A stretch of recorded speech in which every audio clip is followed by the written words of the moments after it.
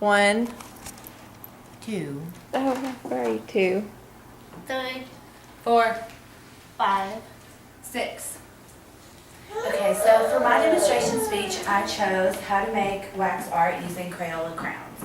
I got the idea from one of my favorite websites, Pinterest. They have a lot of different activities on there, DIY tips, home improvement crafts, all kinds of projects. It's sort of like a mixture of Twitter crossed with Facebook, but integrated with a pin board. So a bunch of ideas put together, but it's a great place to get a lot of different ideas. This is an example of what I'm going to be doing today. It's basically melted crowns. I chose this one because it shows all of the colors of the rainbow like I'm going to be doing in a white canvas. I have some more examples. Here it is on black. And what's interesting about this one is that they use white crown, so you can actually see a really good contrast between the black background and then the foreground of all the colors. They also have done it in a shape. And this one is really cool because they took all the crowns that they melted and replaced them with brand new crowns and kept the pattern the same and re-glued them back together. So it's a really polished look. The last one I chose is one where they peeled off all of the crowns and they did it in triplets, 3 sets of red, 3 sets of orange and yellow, and it gives it more of a variety across the rainbow. And it also has a little inspirational quote. It's kind of cool. And we also have one with silhouettes, which I'm going to be doing the silhouette, showing you how to do it with the light box, and using the crowns to go around. You're going to need an 11 by 14 canvas, much like the one right here, the plain one. You can use whatever size you like. You'll have to measure out the crowns though, because of course if you use this side, you're going to need more crowns than if you use this side.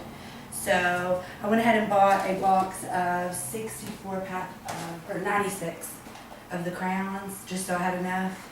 And the finished product is going to look something like this, the melted crowns down, and then this right here.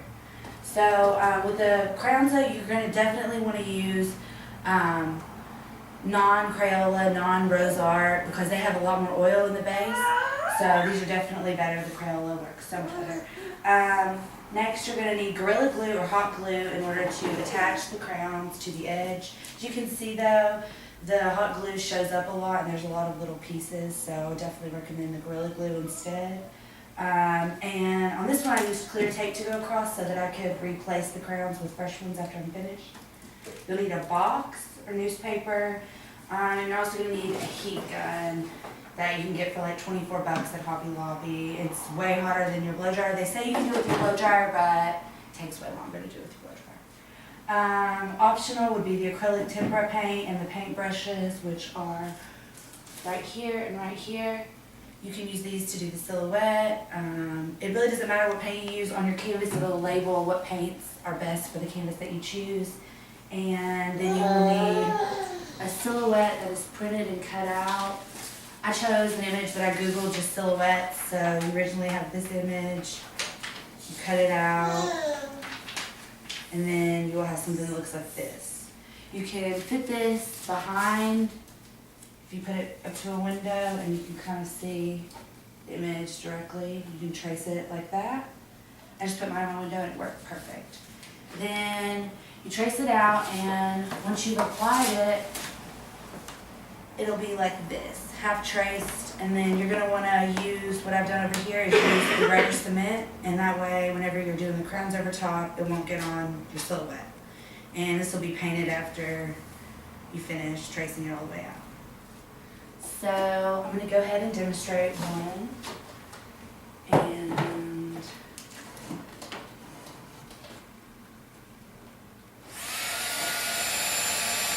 you just heat it slowly. I'm sorry if this is loud.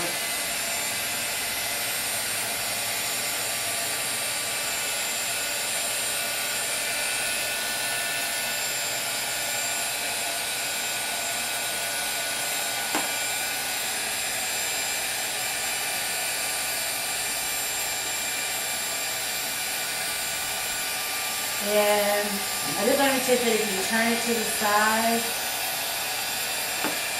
you can control it better running down.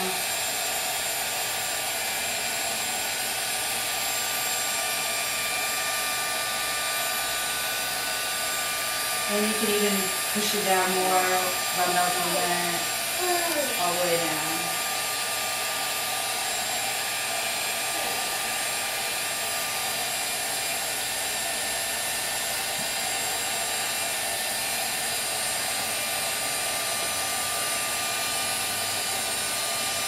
You just keep going left to right.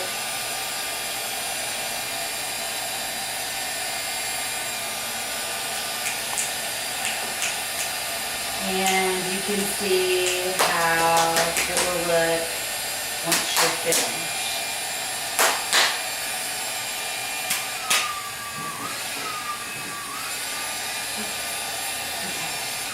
In conclusion, you can see that by buying a few of the cheap, inexpensive household products you can find at the dollar store or anywhere you're around, you can create a beautiful piece of art just like this.